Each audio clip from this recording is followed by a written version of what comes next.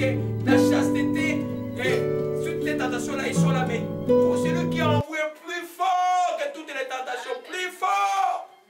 Alléluia. Il te fait traverser tout cela et tu vaincras. Alléluia. Gloire à Jésus-Christ. Alléluia, alléluia, alléluia. Donc, rapidement, mes bien-aimés, on a encore du temps aujourd'hui. Hein?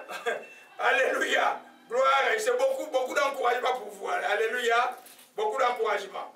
Amen. Donc, vous voyez que la solution de toutes ces trois choses, c'est s'attacher aux affaires du Seigneur. Nous allons avoir quelques avantages de s'attacher aux affaires du Seigneur. Quand on dit s'attacher aux affaires du Seigneur, ce n'est pas la relation personnelle. Tu as déjà la relation. Parce que nous tous, même nous qui sommes mariés, on a besoin de la relation personnelle.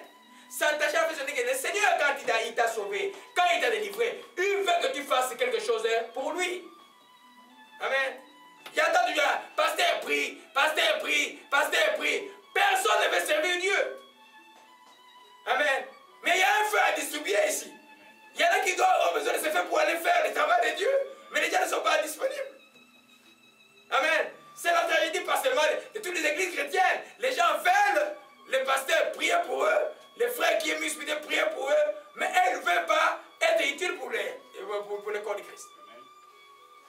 Alléluia. Gloire à Jésus-Christ. Amen. Oh, je me révèle dans 1 Corinthiens 7, verset 35 à 34. 34 à 35. Alléluia.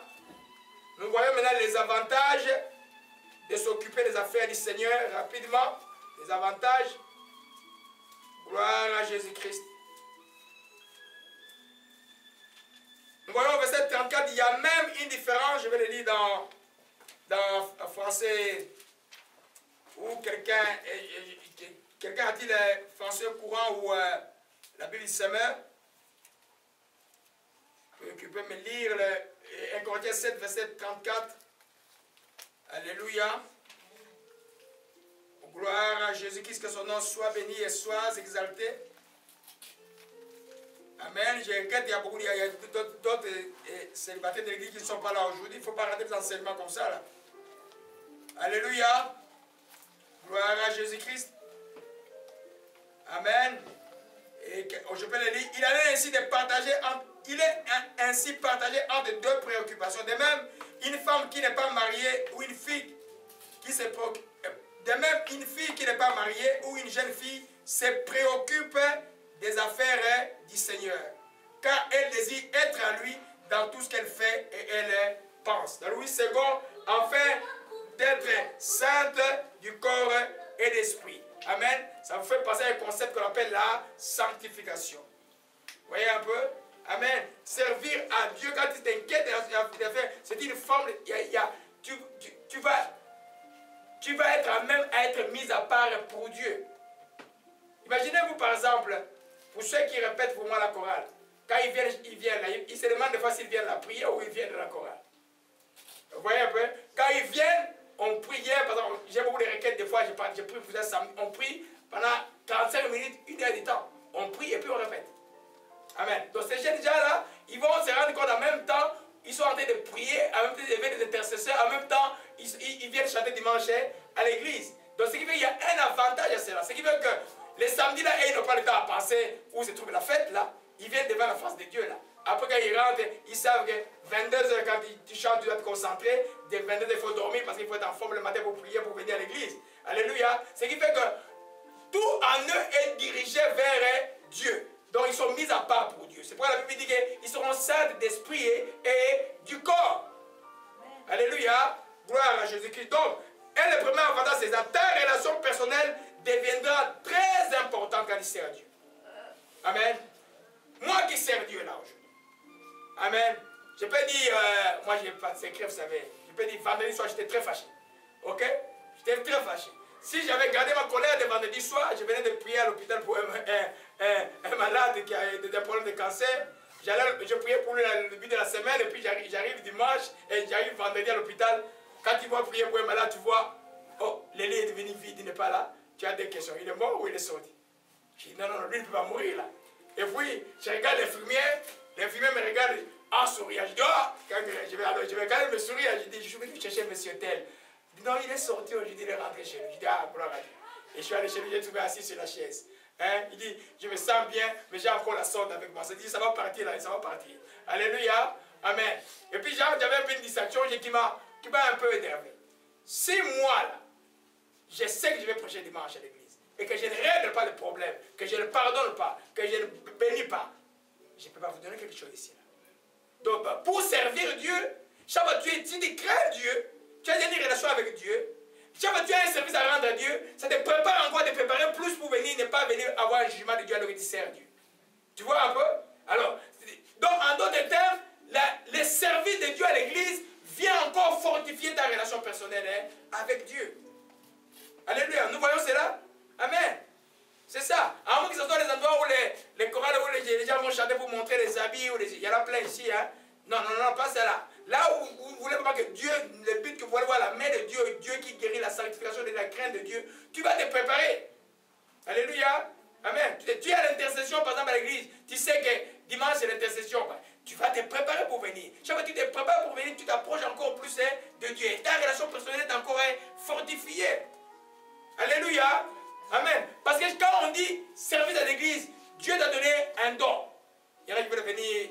Ah non, moi je vais prêcher. Ah, tu veux devenir pasteur? C'est le travail le plus difficile de moi. Hein? Ton cœur doit être toujours limpide, tout le temps, tout le temps. Sinon tu vas aller en enfer.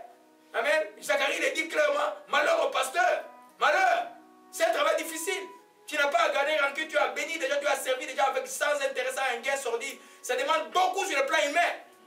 Alléluia. Donc, quand tu sais, tu fais ton travail d'une manière propre, il y a une récompense terrestre, il y a une récompense céleste. N'importe quel travail, Dieu t'a donné un talent, des choses que tu dois faire informatiques. Toi, tu fais ça pour la gloire de Dieu. Il y aura toujours une récompense. Ne fais jamais rien pour Dieu sans être à Dieu. Ça ne peut pas marcher. Si tu n'es pas à Dieu, ça ne peut pas marcher. Tu dois être à Dieu et puis tu vas servir. Amen. J'ai déjà chanté avec moi ici. Bon, tomber ici là. Mais pas tomber de ma bonne manière. Et puis j'ai dit, ah non, j'avais gardé rancune avec mon mari. Mais ton mari, s'il fait des bêtises, tu les pardonnes. On n'a pas le choix, on n'a pas le choix, on n'a pas le choix. Écoutez-moi bien, on n'a pas les choix. Le pardon n'est pas, il n'y a pas à discuter de temps là. Force, pardonne le plus tôt qu'il y a un événement, les chrétiens cherchent à pardonner à la minute. C'est fini. Et puis tu avances. Alléluia. Sinon tu vas avoir le problème. Alléluia. Donc nous voyons le premier principe. Ta relation personnelle chez les gens quand tu sers Dieu deviendra important. La deuxième chose, c'est que Paul dit au verset 35, ton attachement à Dieu deviendra sans distraction. Puisque le service de Dieu est important, tu vas servir ton Dieu. Vous savez que dans l'enseignement, j'ai écrit l'enseignement sur le site sur l'adoration. Le mot liturgia, c'est une forme d'adoration. Quand on sert Dieu, dans les services, c'est une adoration qu'on offre à Dieu. Ce n'est pas la véritable adoration, mais c'est une forme d'adoration. En grec, c'est liturgia. Vous voyez un peu? Quand tu veux servir Dieu, si tu veux le servir avec tout ton cœur, si tu adores Dieu, mais tu dois être du côté de Dieu. Alléluia. Amen. Alors, ça va fortifier ton attachement à Dieu. Quand tu es avec lui, ton service sera plus efficace. Alléluia. Gloire à Jésus-Christ. Les quatre avantages que nous voyons, c'est là où je vais un peu m'éterniser un peu. S'inquiéter des affaires du Seigneur en les servant t'aidera à la sanctification. Amen. On a parlé de la sanctification quoi? 10 dimanches. Je suis vraiment approfondi sur ça là. Mais les services aussi de Dieu t'aidera à la sanctification. Vous voyez dans Actes des Apôtres chapitre 13, on va aller un peu dans ça, je vais vous montrer quelque chose. Amen. C'est l'exemple vraiment que le service de Dieu, c'est, ou l'exemple d'Anna aussi dans les évangiles. Amen. Acte chapitre 13, voyons ça, je n'avais pas prévu de parler ça. Je vais parler comment est-ce que s'inquiéter des affaires du Seigneur t'aidera à la sanctification. Amen. Amen. Amen. Il y avait à l'église d'Antioche des prophètes et des docteurs, Barnabas, Simeon appelé Niger, l'issue de Cyrène, Manahem, qui avait été élevé avec Hérode, le tétrarque et Saul, pendant qu'ils servaient le Seigneur dans leur ministère, qu'ils gênaient, le Saint-Esprit dit, mettez-moi à part Paul et Barnabas et Saul pour l'œuvre à laquelle plutôt je les ai appelés. Alléluia. Pendant qu'ils servaient le Seigneur. Les mots là que vous allez voir Dans le grec, c'est liturgia. C'est comme une forme d'adoration. Alléluia. Et ces gens qui étaient là, tous ces gens, est-ce qu'ils pouvaient être en état d'impureté? Non. Non. Alléluia. Parce qu'ils s'inquiètent des affaires du royaume. Ils avaient tout le temps à se préparer. Amen. Ils ne s'inquiétaient pas d'autre chose. Alléluia. Amen. Vous voyez qu'ils sont entrés dans une forme de sanctification. Ils fortifiaient en fait leur sanctification. Alléluia. C'est pour ça que tu existe une réunion de prière. Toi, les choses, les réunions de prière, tu participes à l'école biblique, à toutes ces choses-là, ça vient fortifier ta sanctification, de ta mise à part pour Dieu. Parce que quelqu'un qui est sérieux dans la relation avec Dieu ne va pas à ces endroits-là sans préparer son cœur. Il y en a qui attendent qu'il y ait une prophétie. Ah, le pasteur a vu. Et puis, non, ne faites pas ces choses-là. Ça vous jouer avec Dieu. Dieu ne sort pas des prophéties pour quelqu'un qui est rebelle, qui ne veut pas écouter, qui vient tenter Dieu. Il ne va même pas parler. Amen. Si toi tu sais que Dieu te dit que ces choses, il faut les changer, tu les changes. N'attends pas, et puis ne crains pas. L'homme, c'est quoi? Alléluia. Crains Dieu. Parce que Dieu ne peut pas sortir une prophétie de quelqu'un si toi tu t'es repenti à la maison.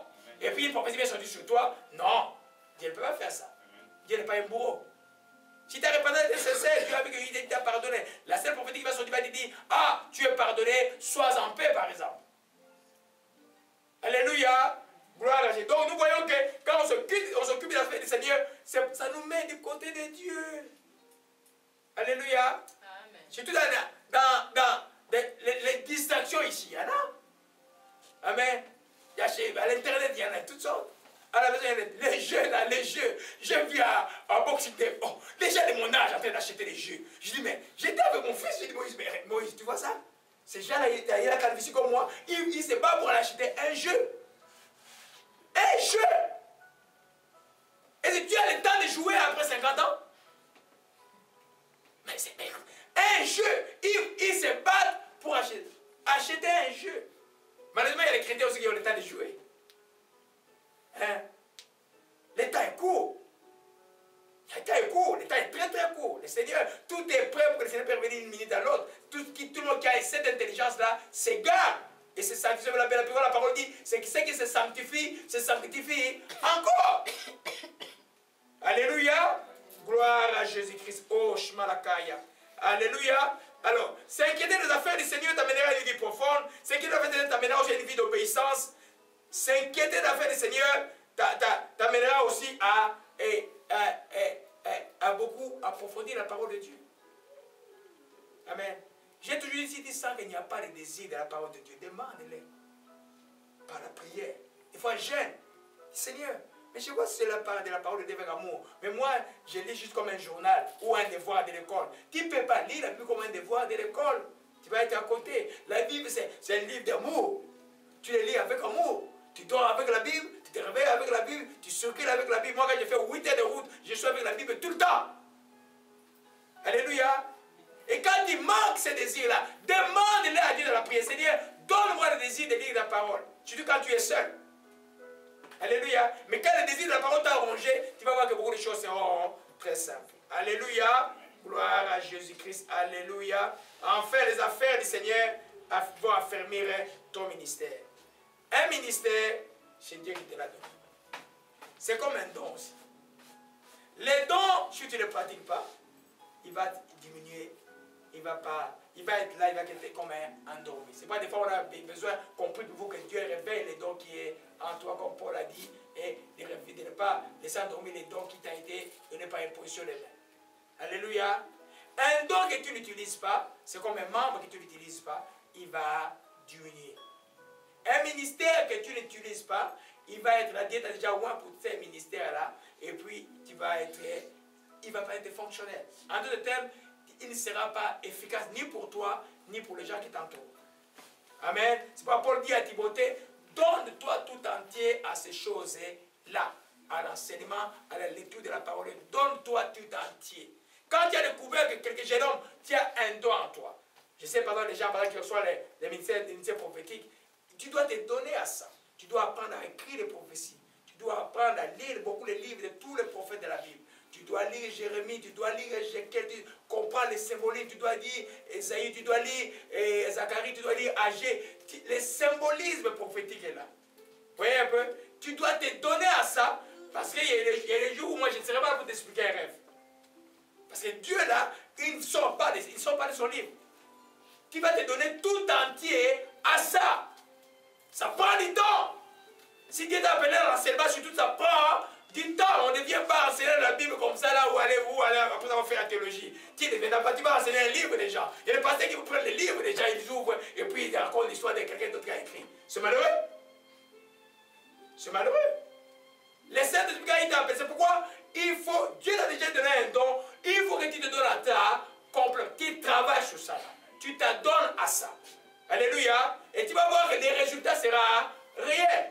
Surtout pour les jeunes gens. Tu as le temps. Dieu t'a donné un don de chant. Mais laisse les chants sortir de toi tout le temps. Écris-les.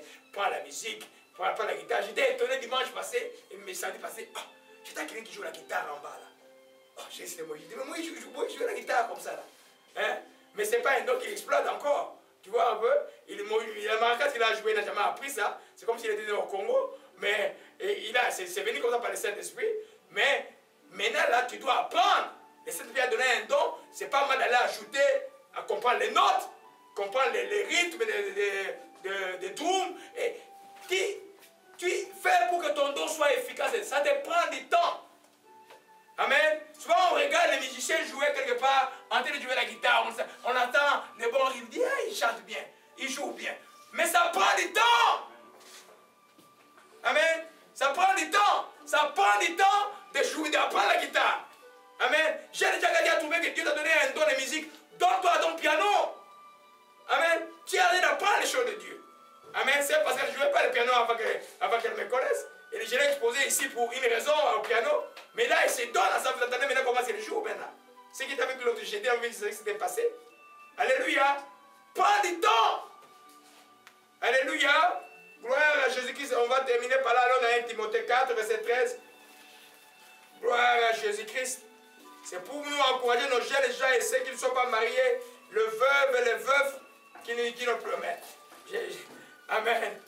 Amen. Vous avez remarqué que dans la Bible, on parle de veuves, mais les veufs là, on dirait qu'ils ne veulent pas rester veufs. Hein? Vous avez remarqué ça dans la Bible? Je vois seulement les veuves, mais les veufs, on dirait qu'ils ne veulent pas rester veufs. Alléluia. Amen. La femme est importante dans la société. Gloire à Jésus-Christ. Amen. 1 Timothée 4. Alléluia. Paul dit à Timothée, jusqu'à ce que je vienne, applique-toi à la lecture, à l'exhortation et à l'enseignement. Ne néglige pas le don qui est en toi, qui t'a été donné par prophétie avec une position de main dans l'assemblée des anciens. Occupe-toi de ces choses, donne-toi tout entier à elle, afin que tes progrès soient évidents pour tous. Alléluia. Qui dit donc les affaires du Seigneur vont affermir ton ministère. Tout entier à ça. Alléluia. Tu as un don de chant. Viens à la chorale. Tu as un don de musique. Pratique en dehors de la chorale. Pratique, ça prend du temps. Des fois, Dieu va te donner. Vous voyez un peu sur le site, la parole qui guérit. C'est une déclaration pour les guérisons que les gens suivent beaucoup sur Internet par la maison de prière. Ça a encore guéri quelqu'un cette semaine ici, à l'hôpital ici. Mais je n'ai pas, c'est quelque chose qui n'est pas arrivé. J'étais assis. Et puis je suis tombé sur une feuille, d'ailleurs sur un site internet où il y avait des promesses de guérison. Et puis j'ai commencé à lire ces promesses de guérison. Et puis tout d'un coup, j'ai commencé à prier, j'ai mis de la musique, j'ai commencé à proclamer cela. C'est comment c'était fait. Alléluia. Ça c'est moi, Dieu m'a appelé à la guérison. Qu'est-ce que j'ai fait? Je me donne à tout ce qui est le don de guérison. Je suis les gens qui ont les dons de guérison. Même s'il y en a qui ne plaisent pas aux gens aujourd'hui là. Amen. Nous ne voulons pas que les chrétiens. Moi je ne crois pas que les chrétiens doivent demander les médecins. Amen. Plusieurs fois avec mon époux, j'ai dit au médecin, ça vous ne faites pas. Vous pouvez faire la césarienne, vous ne la ferez pas. J'ai ferme, j'ai dit ça c'est le Canada, vous ne la ferez pas. Il n'était pas mort de la couche. Benjamin est mort, il dit Benjamin est là, il est vivant. Alléluia. Je crois à un Jésus qui est amplement suffisant et nécessaire en ce qui concerne la guérison. Quoi que je suis médecin de formation. Alléluia. Amen. Alors, si tu crois à ça, tu vas te donner à ça. Tu as un don de guérison. Tu dois dois comprendre toutes les promesses de Dieu par rapport à la guérison. Tu dois lire les livres de ceux qui ont te précédé à la foi par rapport à la guérison. Tu vas te donner totalement à ça. Parce que c'est tout un monde, le monde de la guérison. Amen. Il y a la guérison psychique, la guérison émotionnelle. Il y en a qui croient que j'ai fait la psychologie là. Quand il veut me voir, je veux parler des choses. Non, c'est des choses que l'Esprit donne. Alléluia. Parce que je m'intéresse au don que Dieu m'a donné. Je vais me donner totalement à ça. Amen. Paul dit à Timothée, donne-toi ton enseignement. Amen. Même quand je vous prêche là, quand je rentre, je relis tout. Vous voyez ce que je suis le site? Vous voyez les commentaires en bas? Ce n'est pas quelqu'un d'autre qui les met, c'est moi qui les mets. Et je ne donne pas à quelqu'un d'autre de les mettre. Amen. Ça me prend le temps de réagir l'enseignement. Ah, des fois je fais un commentaire qui n'est pas très correct. Parce que quand on prêche, des fois la chair peut sortir aussi, je vous dis ça. Ce n'est pas tout le temps 100% spirituel. Il y a des choses qui sont spirituelles. Des fois je peux faire un commentaire humain. Je peux sentir ça quand je suis en prière. Je coupe ça. Alléluia. Alors, vous comprenez un peu que tu te donnes, plus tu te donnes, Dieu sait que tu prends les choses au sérieux. Qui a un don de prophétie? Tu écris. J'ai dit, tout chrétien, les rêves, on ne les jette pas. Tu écris sur les cahiers, tu écris. Dieu voit que tu es sérieux. Et tu vas grandir dans ces dons-là. Alléluia. Et tout ça, ça prend quoi? Ça prend du temps. Alléluia. Tu vas te rendre compte, mais le péché, où est-ce qu'il est? Le péché ne te tient pas. Alléluia. Amen. Gloire à Jésus-Christ. Alléluia. Amen. Amen. On va terminer juste avec Romains 6. Je voulais vous parler quelque chose sur Romains 6 et puis on va terminer. Le Seigneur est bon. C'est vraiment pour vous dire simplement, nous revenons au début de l'enseignement. Nous sommes en train de parler des priorités chrétiennes. C'est des choses extrêmement importantes pour les chrétiens. On a parlé de la priorité numéro 1, c'est la relation personnelle avec Jésus-Christ. La priorité numéro 2, pour nous qui sommes mariés, c'est s'occuper de sa famille. Alléluia. La priorité numéro 2, pour ceux qui ne sont pas mariés, c'est servir Dieu. Alléluia. Amen. Dieu ne t'a pas sauvé pour que tu restes à la maison. Alléluia. Gloire à Jésus-Christ. Amen. Alors, vous voyez que dans tout cela, quand Jean dit, jeunes gens, vous êtes forts. Et il fait référence à la foi. Alléluia. Juste votre encouragement, jeunes gens, aujourd'hui, par rapport à toutes sortes de tentations. Allons vers Romains 6. Il veut vous montrer mes petits secrets de vie là. Alléluia. Ça, c'est très fort, Romains 6. Alléluia. Quand tu as cette révélation, que tu la prononces, l'ennemi ne peut pas te vaincre. Les tentations, quelles qu'elles soient, ne peuvent pas te vaincre. Alléluia. Amen. Qui a été déjà baptisé ici là? Amen. Vous avez été déjà baptisé. Quand vous êtes baptisé, qu'est-ce que vous êtes identifié à Christ. Donc vous êtes mort avec Christ, vous êtes ressuscité avec Christ. Avant de mort avec Christ, il y a quelque chose qui s'est passé par rapport au péché. Le péché a été enterré. Il faut en être conscient. Alléluia. Tu dis que je suis mort au péché. Tu vois, moi je vais au miroir, je dis, toi là tu es mort au péché. Je me parle comme ça. J'espère que les enfants ne m'entendent pas. Alléluia. Amen. Et parce que le diable, il ne faut pas avoir honte du diable. Moi je n'ai pas honte du diable. Je dis, toi là tu es mort au péché. Et tu vas voir n'importe quelle tentation que ce soit, tout part tranquillement parce que tu as prononcé la vérité. Romains 6 dit quoi? À partir du verset 10. Si, car il est mort, c'est pour le péché qu'il est mort une fois pour toutes. Il est revenu à la vie, c'est pour Dieu qu'il vit. Ainsi vous-même, regardez-vous comme mort au péché et comme vivant pour Dieu en Jésus-Christ. Alléluia. Regardez-vous, considérez-vous. Amen. Que les péchés ne règnent pas dans vos corps, n'obéissez pas à ces convoitises. Alléluia. Regardez-vous comme mort au péché. Quelqu'un qui est mort, est-ce que le péché peut encore le toucher? Non. Je suis déjà mort. Toi là, tu ne peux pas. Tu nous parles, tu dis diable, tu ne peux pas m'avoir. Alléluia. Tu vois, il va te laisser en repos pendant des semaines et puis il viendra encore. Il reviendra toujours. Mais quand il revient, il dit, je t'ai déjà dit que je suis déjà mort au péché. Alléluia. Vous voyez que la foi prend le cœur et la bouche. Si tu ne dis pas, il va t'entraîner. Alléluia. Gloire à Jésus. Le Seigneur est bon. Que son nom soit loué. Amen. C'est l'encouragement que j'avais pour tous nos jeunes gens. Ils sont nombreux ici, ailleurs, ou qui se nous suivent maintenant là. Vous êtes morts au péché. Dites que je suis mort au péché. Alléluia. Gloire à Jésus-Christ.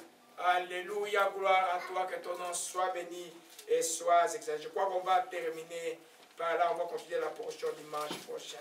Éternel, nous bénissons ton Saint-Nom et nous te rendons grâce.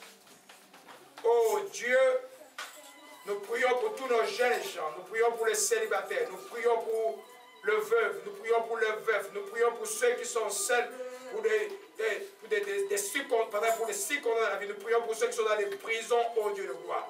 Nous prions en cet instant, Dieu de grâce, que ceux qui te connaissent, ô Père, se considèrent comme morts au péché. Tu es un Dieu de grâce. Merci encore, ô Dieu, de faire montrer à tes enfants l'avantage d'être seuls, de leur montrer la force que tu leur donnes alors qu'ils sont seuls. Non seulement qu'ils sont seuls, ils sont avec toi, Dieu de grâce. Seigneur, merci de manifester dans ta vie, que ton nom soit béni et soit Père de gloire. Nous te rendons grâce, que ton nom soit béni. Alléluia, que ton nom soit. Pour toi qui suis ces messages maintenant, si tu ne comprends absolument rien de ce que nous avons dit, ou que tu veux vraiment vivre cette vie victorieuse avec Jésus-Christ, et que tu n'as pas encore donné ta vie à lui, c'est le temps de le faire avec cette prière. Nous prions maintenant. Père Céleste, je suis devant ton trône. J'ai écouté le message et je te demande pardon. Seigneur Jésus-Christ, sois le Seigneur et le Sauveur de ma vie. Je te reçois aujourd'hui comme mon Seigneur et mon Sauveur personnel. Saint-Esprit, conduis-moi dans toute la vérité de la parole. Père, je te rends grâce de m'avoir sauvé. Seigneur, je te dis merci. Si tu fais cette prière, tu es sauvé. Cherche-toi une église dans le coin où tu es, ou que tu sois dans le monde, une église qui est basée sur la parole de Dieu. Et le Saint-Esprit te fera grandir. Seigneur, nous bénissons ton Saint-Nom maintenant. Que ton nom soit béni encore pour ces messages, pour tous nos jeunes gens. Nous croyons maintenant qu'au nom de Jésus-Christ de Nazareth, que cette oppression et ces mensonges du diable sur les célibataires et sur ceux qui sont seuls, comme s'ils sont désavantageux, je brise encore ces mensonges maintenant au nom de Jésus-Christ. Et nous rendons pour la joie que tu vas leur donner d'être avec toi et de continuer avec toi jusqu'au temps marqué par toi, ô Dieu de gloire. Nous te rendons grâce, que ton nom soit béni et soit exalté. Sois loué Jésus dans ses sanctuaires, sois loué le roi des rois, sois loué, Dieu, sois loué Jésus, sois loué Seigneur, sois loué le roi des rois, sois loué.